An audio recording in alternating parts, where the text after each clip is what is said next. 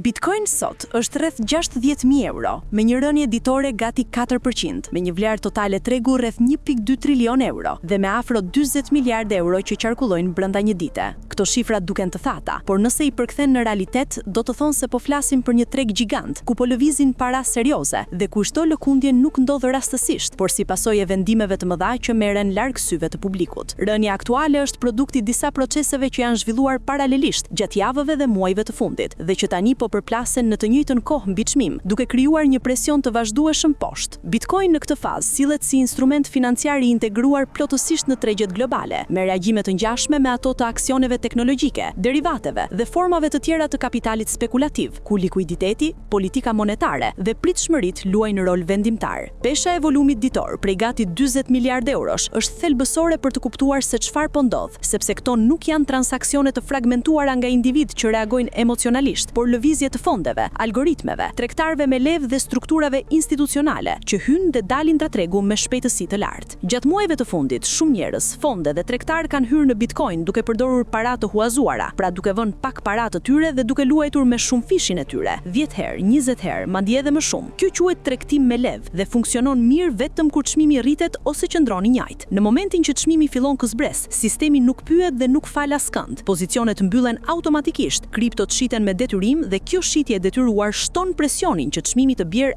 edhe më shumë. Likuidimet automatike që shoqërojnë këtë fazë janë të shpejta dhe të pamëshirshme, sepse funksionojnë mbi rregulla matematikore dhe jo mbi vlerësim situate. Brenda një harku të shkurtër kohor, qindra miliona apo miliarda euro mund të zhduken nga librat e pozicioneve, duke krijuar një rritje artificiale të volumit dhe një ndjesi kaosi që përhapet shpejt në të gjithë tregun. Këto likuidime nuk përfaqësojnë në mënyrë automatike lëvizje të parave të paligjshme, sepse në pjesën më të madhe bëhet fjalë për kapital spekulativ dhe agresiv, por megjithatë, ato krijojnë një mjegull financiare, ku gjurmët individuale humbasin, transaksionet mbivendosen dhe bëhet gjithnjë më e vështirë të dallohen lëvizjet normale të tregut nga zhvendosjet e kapitalit me origjinë kriminal. Paqëndrueshmëria e lartë dhe volumi ekstrem e bëjnë këtë ambient të favorshëm për çdo formë kapitali që kërkon të lëviz pa tërhequr vëmendjen. Në të njëjtën kohë, po vërehet një tkurje e likuiditetit institucional, e cila ka ndikim të drejtë për drejtë mbi çmim. Gjatë vitit të kaluar, Bitcoin u mbështet nga flukse të konsiderueshme përmes ETF-ve dhe investitorëve që vepronin nga tregu amerikan përmes platformave si Coinbase, por ngadalësimi i këtyre hyrjeve ka lënë tregun më të ekspozuar ndaj presionit të shitjes. Rikthimi i Donald Trumpit në qendër të pushtetit amerikan ka sjellë sërish paqërtësi në tregjet globale. Trump nuk është figurë e parashikueshme dhe nuk jep siguri afatgjatë për politikat monetare, tregtare apo financiare. Çdo sinjal për shtrëngim, për forcim të dollarit apo për presion mbi institucionet financiare përkthehet menjëherë në largim nga asetet e rrezikut. Dhe sot, pavarësisht retorikës për art digital, Bitcoin po trajtohet nga tregu pikërisht si një aset rreziku.